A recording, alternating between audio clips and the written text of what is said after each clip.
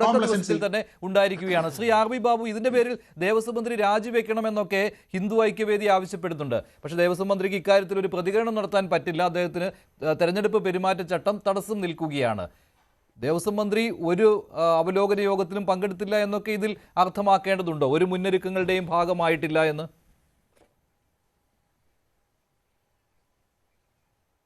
അല്ല മഞ്ജുഷേ, നമ്മൾ ശബരിമല വിഷയം ഓരോ സീസൺ കാലത്തും നമ്മൾ ചർച്ച ചെയ്യുന്നു. ഓരോ സീസൺ കാലത്തും ശബരിമലയിലെ അയ്യപ്പന്മാരുടെ ദുരിതം, അവരനുഭവിക്കുന്ന പ്രശ്നങ്ങൾ ഓരോ ശബരിമല സീസൺ കാലത്തും നമ്മൾ ചർച്ച ചെയ്തുകൊണ്ടിരിക്കുകയാണ്. നമുക്കറിയാം ശബരിമല സീസൺ എന്ന് തുടങ്ങുന്നു എന്നുള്ളതിനെക്കുറിച്ച് പ്രത്യേകം ഒരാളോടും പറയേണ്ട കാര്യമില്ല. ഇപ്പോൾ ഇത്തവണത്തെ ഒരു സാഹചര്യം എന്താണ്? ഇത്തവണത്തെ സാഹചര്യം ദേവസ്വം ബോർഡ് അയ്യപ്പ സംഗമത്തിന് ശേഷമുണ്ടായ കോലാഹലങ്ങളെ തുടർന്ന് ദേവസ്വം ബോർഡിൻ്റെ ആ സിസ്റ്റം അടിമുടി തകർന്ന് തരിപ്പണമായി കിടക്കുക. ആരാണ് അവിടെ നേതൃത്വം കൊടുക്കേണ്ടത്, ആരാണ് ഈ വിഷയം കൈകാര്യം ചെയ്യേണ്ടത് എന്നറിയാൻ പാടില്ലാത്ത തരത്തിൽ ഉദ്യോഗസ്ഥ തലത്തിലും അവിടുത്തെ ഭരണ സംവിധാനം മുഴുവൻ തകർന്ന് തരിപ്പണമായി കിടക്കുക. അപ്പോൾ ആ സമയത്ത് അതിനെ നേരെയാക്കേണ്ടത്, അതിന് നേതൃത്വം കൊടുക്കേണ്ടത്, വകുപ്പ് തല ഏകോപനം ഉണ്ടാക്കേണ്ടത്, ഈ വകുപ്പുകളെ മുഴുവൻ സംയോജിപ്പിച്ചുകൊണ്ട് ഈ പ്രശ്നങ്ങളെ അഡ്രസ്സ് ചെയ്യേണ്ട ഒരു വ്യക്തി ആരായിരുന്നു? ദേവസ്വം മന്ത്രി ആയിരുന്നില്ലേ? ദേവസ്വം മന്ത്രി എന്നുള്ള മന്ത്രി എന്തിനാണ് കേരളത്തിൽ? എന്തിനാണ്? ഇപ്പോൾ ദേവസ്വം ബോർഡ് പ്രസിഡന്റ് എന്നുള്ള ആൾ, അദ്ദേഹത്തിൻ്റെ കാലാവധി നവംബർ 15-ാം തീയതിയോട് തീരും എന്നുള്ളത് എല്ലാവർക്കും അറിയാമല്ലോ. നവംബർ 15-ാം തീയതിക്ക് മുമ്പായിട്ട് തീരും എന്നുള്ളത് എല്ലാവർക്കും അറിയാം. അദ്ദേഹത്തിന് എക്സ്റ്റൻഷൻ കൊടുക്കണോ വേണ്ടേ എന്നുള്ളതിനൊക്കെ സംബന്ധിച്ച് ഗവൺമെൻറ് തലത്തിൽ തന്നെ ചർച്ച ചെയ്യുമ്പോൾ ഇവിടുത്തെ ഹൈന്ദവ സംഘടനകൾ ഒരുപാട് വലിയ തോതിൽ പ്രതിഷേധങ്ങൾ സംഘടിപ്പിക്കും. കാരണം സ്വർണ്ണക്കൊള്ളയിൽ അദ്ദേഹം കൂടി പങ്കാളിയാണ്. അങ്ങനെയുള്ള ആൾക്ക് എക്സ്റ്റൻഷൻ കൊടുക്കാൻ പാടില്ല എന്ന് എല്ലാവർക്കും അറിയാം.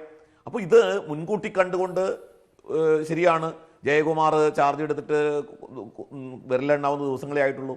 അപ്പോൾ അതിന് മുൻപേ തന്നെ ഈ കാര്യങ്ങൾ മുൻകൂട്ടി കണ്ടുകൊണ്ട് അവിടെ സംവിധാനങ്ങൾ ഒരുക്കേണ്ട ചുമതല ദേവസ്വം മന്ത്രിക്കുണ്ടായിരുന്നില്ലേ? ദേവസ്വം മന്ത്രി ഇത്തവണ വൃശ്ചികം 1-ന് ശബരിമല സന്നിധാനത്ത് എത്തിയില്ല. അതും പ്രോട്ടോക്കോളിൻ്റെ ലംഘനമായിട്ട് വരുമെന്നാണോ പറയുന്നത്? ഇലക്ഷൻ ചട്ടത്തിൻ്റെ ലംഘനമായിട്ട് വരുമോ? അങ്ങനെയൊന്നുമില്ല. അദ്ദേഹത്തിൻ്റെ ഡ്യൂട്ടി നിർവഹിക്കുന്നതെന്ന് മാത്രമേ ഉള്ളൂ. പക്ഷേ അദ്ദേഹത്തിന് എത്താൻ കഴിഞ്ഞിട്ടില്ല. എന്തുകൊണ്ട് എത്തിയില്ല? അവിടെ വന്നാൽ തൊഴുതു നിൽക്കാൻ പറ്റാത്തത് കൊണ്ടാണോ?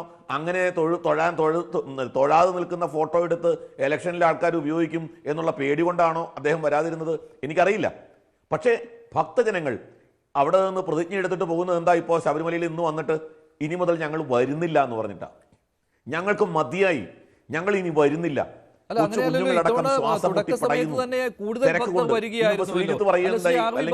അങ്ങനെ ഭക്തർ തിരികെ പോയി എന്നാണല്ലോ താങ്കൾ ഉദ്ദേശിക്കുന്നത്?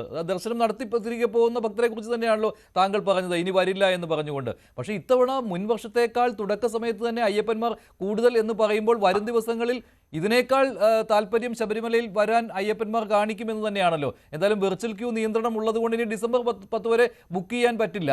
പക്ഷേ സ്പോട്ട് ബുക്കിംഗ് പ്രതീക്ഷിച്ചുകൊണ്ട് ഇനിയും അയ്യപ്പന്മാർ വരും കൂടുതലായിട്ട് നിലയ്ക്കലിലേക്ക്. ഈ അയ്യപ്പന്മാർ ഇനി ഞങ്ങൾ വരില്ല എന്ന് പറഞ്ഞുകൊണ്ട് പോകുന്നു എന്ന് പറയുന്ന താങ്കൾ അത് അതിശയോക്തി കലർന്ന് പറയുകയായിരിക്കും അല്ലേ?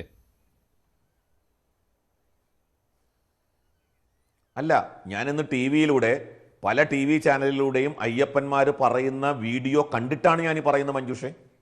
അവിടെ നിന്ന് അയ്യപ്പന്മാർ, തമിഴ്നാട്ടിൽ നിന്നുള്ള, കർണാടകയിൽ നിന്നുള്ള അയ്യപ്പന്മാർ നിങ്ങളെപ്പോലുള്ള ചാനലുകളോട് സംസാരിക്കുന്നതിൻ്റെ വീഡിയോ കണ്ടിട്ടാണ് ഞാൻ ഈ പറയുന്നത്. അവിടെ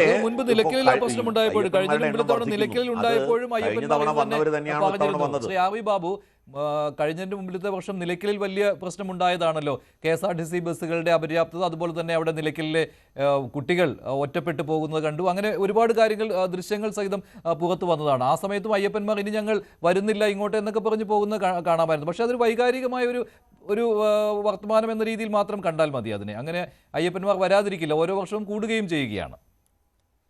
അല്ല മഞ്ജുഷേ, അയ്യപ്പന്മാർക്ക് അയ്യപ്പനോടുള്ള വിശ്വാസം കൊണ്ട് അവർ ഈ കഷ്ടങ്ങൾ സഹിച്ച് വീണ്ടും വരുന്നുണ്ടാവാം. പക്ഷേ നമ്മൾ ഒരു കാര്യം മനസ്സിലാക്കണം, വന്നവർ തന്നെയാണോ വീണ്ടും വരുന്നത്, അതോ പുതിയ ആൾക്കാരാണോ? അങ്ങനെയുണ്ടല്ലോ. പുതിയ ആളുകൾ വരുന്നു, അയ്യപ്പനെക്കുറിച്ചുള്ള വിശ്വാസം മറ്റ് സംസ്ഥാനങ്ങളിലേക്ക് വ്യാപിക്കുന്നു, പുതിയ ആളുകൾ വരുന്നു, അങ്ങനെയും സംഭവിക്കാം. ആ നിലയ്ക്കും അയ്യപ്പന്മാരുടെ എണ്ണം പഴയതിനേക്കാൾ കൂടുതലോ പഴയ പോലെയോ ഒക്കെ തുടരുന്നുണ്ടാവാം. ഇവിടെ അടിസ്ഥാന പ്രശ്നം എന്താന്നേ? അടിസ്ഥാന പ്രശ്നം ഇവിടെ എത്ര പേർക്ക് ദർശനം നടത്താം എന്നുള്ളത് കൃത്യമായിട്ടുള്ള കണക്കുണ്ടല്ലോ. എത്ര പേര് വരും എന്നുള്ളതിനെ സംബന്ധിച്ച് കണക്കുണ്ടല്ലോ. അഡീഷണൽ ആയിട്ട് ഇപ്പോൾ അടിസ്ഥാന സൗകര്യങ്ങൾ പോലും ഇല്ലല്ലോ. ഹൈക്കോടതി എന്താ പറഞ്ഞത്? 10-60 ലക്ഷം പേര് വരുന്ന ഒരു സ്ഥലത്ത് 1000 ശുചിമുറികൾ കൊണ്ട് നിങ്ങൾ എന്ത് ചെയ്യാൻ പോകണു എന്ന ചോദ്യം ഉണ്ടായില്ലേ? ഞാൻ ചോദിക്കുന്നത് ഈ ശബരിമല സീസൺ തുടങ്ങുമ്പോഴാണോ ഇതിന്റെ തയ്യാറെടുപ്പുകൾ ആരംഭിക്കേണ്ടത്? എന്തുകൊണ്ട് ഇപ്പോൾ ഇതിനെ സംബന്ധിച്ച് സർക്കാരിന് ഒരു വലിയ ഉത്തരവാദിത്വമില്ല മഞ്ജുഷെ ഞാൻ പറയുന്നു, 10-60 ലക്ഷത്തോളം അയ്യപ്പന്മാർ വരുന്നു. ഈ 60-70 ലക്ഷം അയ്യപ്പന്മാർ വരുന്ന ആ അയ്യപ്പന്മാരിൽ നിന്നും സർക്കാരിലേക്ക് എത്ര കോടി രൂപ നികുതി കിട്ടുന്നുണ്ട്? ഈ സർക്കാർ ഒരു കാര്യവും ഔദാര്യം ചെയ്യേണ്ടെന്ന്.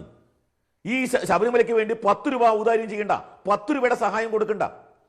അവിടെ നിന്ന് ഖജനാവിലേക്ക് ഒഴുകിയെത്തുന്ന കോടാനുകോടി രൂപയുടെ ഒരു അംശം ചെലവാക്കിയ പോരെ? ഒരംശം. അങ്ങനെയല്ലേ നമ്മുടെ നാട്ടിൽ ഭക്തജന തീർത്ഥാടനങ്ങൾ പ്രോത്സാഹിപ്പിക്കുകയും സർക്കാർ മറ്റൊരു തരത്തിൽ അതിനൊരു വരുമാന മാർഗമായിട്ടും കാണുന്നത് അങ്ങനെയല്ലേ? അപ്പോൾ ഈ അയ്യപ്പന്മാരിൽ നിന്നും കിട്ടുന്ന കോടാനുകോടി രൂപയുടെ നികുതി പണത്തിന്റെ നന്ദിയെങ്കിലും ഈ അയ്യപ്പന്മാരോട് കാണിക്കാൻ സർക്കാരിന് ഉത്തരവാദിത്വമില്ലേ? സർക്കാർ ചെയ്യുന്നുണ്ടോ? എന്നിട്ട് ഈ ശബരിമല സീസൺ തുടങ്ങുന്നതിന് തൊട്ട് മുമ്പ് ഒരു 100 കോടി രൂപയോ 50 കോടി രൂപയോ പോലെ പ്രഖ്യാപിക്കുന്നു. റോഡിന്റെ വികസനം 1-2 മുമ്പാണ് റോഡ് വികസിപ്പിക്കാൻ പോകുന്നത്. ഇതൊന്നും അറിയാൻ പാടില്ലേ? ശബരിമല സീസണിന്റെ മാത്രമല്ല അയ്യപ്പ സംഗമത്തിലെ ശരിയാണ്, അയ്യപ്പ സംഗമത്തിലെ പ്രധാന ചർച്ചാ വിഷയം എന്ന് പറയുന്നത് ശബരിമലയിലെ ഈ തിരക്ക് നിയന്ത്രിക്കുക എന്നുള്ളതായിരുന്നു. അന്ന് വിദഗ്ധർ ഇതേക്കുറിച്ച് ക്ലാസ്സുകളും എടുത്തതാണ്. എങ്ങനെ ഈ തിരക്ക് നിയന്ത്രിക്കാം, എത്ര ഭക്തർ വന്നാലും എങ്ങനെ അവർക്ക് സുഖകരമായ ദർശനം സാധ്യമാക്കാം. മണ്ഡല സീസണിന്റെ തുടക്ക ദിവസം തന്നെ അത് പാളിയിരിക്കുകയാണ്. സർക്കാരിൻ്റെ സമ്പൂർണ്ണ പരാജയമാണ്, തിരുവിതാംകൂർ ദേവസ്വം ബോർഡിൻ്റെ പരാജയമാണ്. വി വിനോദ് തുടരുന്നുണ്ട് സന്നിധാനത്ത്. വിനോദ്, ഈ വെർച്വൽ ക്യൂ ബുക്കിംഗ് ഡിസംബർ 10 വരെ ഇനി ഉണ്ടായിരിക്കില്ല, ഫില്ലായിരിക്കുകയാണ്. അതിനുശേഷം 10 മുതൽ 27 വരെ എന്തോ ഉണ്ട്. മണ്ഡല പൂജയുടെ അന്നുമില്ല, അതിന് തലേ ദിവസവുമില്ല, ഫില്ലായി കഴിഞ്ഞു.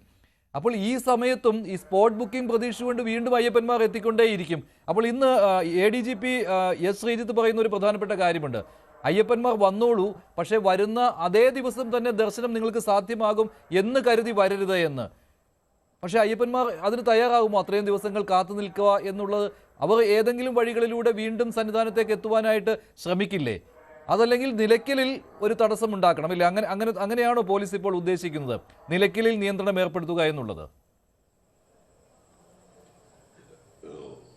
മഞ്ജുഷ്, ഇവിടെ ഉള്ള ഒരു പ്രധാനപ്പെട്ട കാര്യം, നമ്മൾ തിയേറ്ററിൽ ആളിനെ കയറ്റുന്നത് പോലെ ടിക്കറ്റ് കൊടുത്തിട്ട് ഹൗസ്ഫുൾ എന്നൊരു ബോർഡ് എഴുതി വെച്ച് ഇനി ആളിനെ കയറ്റില്ല എന്ന് ഒരു സിനിമാ തിയേറ്ററിൽ പറയുന്നത് പോലെ പറയാൻ പറ്റുന്നൊരു സ്ഥലമല്ല ശബരിമല.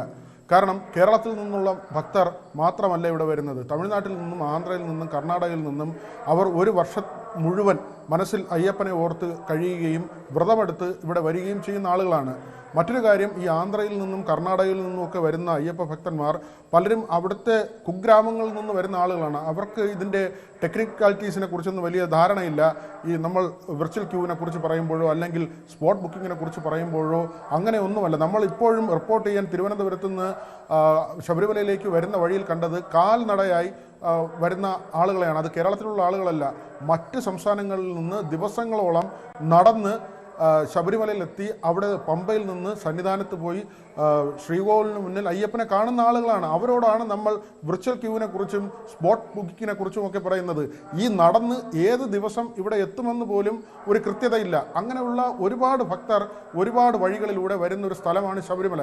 അവിടെ നമ്മൾ ഈ ന്യായവാദങ്ങൾ നിരത്തുകയും 90,000 പേരാണ്, 70,000 പേരാണ്, അങ്ങനെയൊക്കെ പറയുന്നതിന് ഒരു പരിധിയുണ്ട്. അല്ലെങ്കിൽ ഇവിടെ വരുന്ന ആളുകൾക്ക് കൃത്യമായി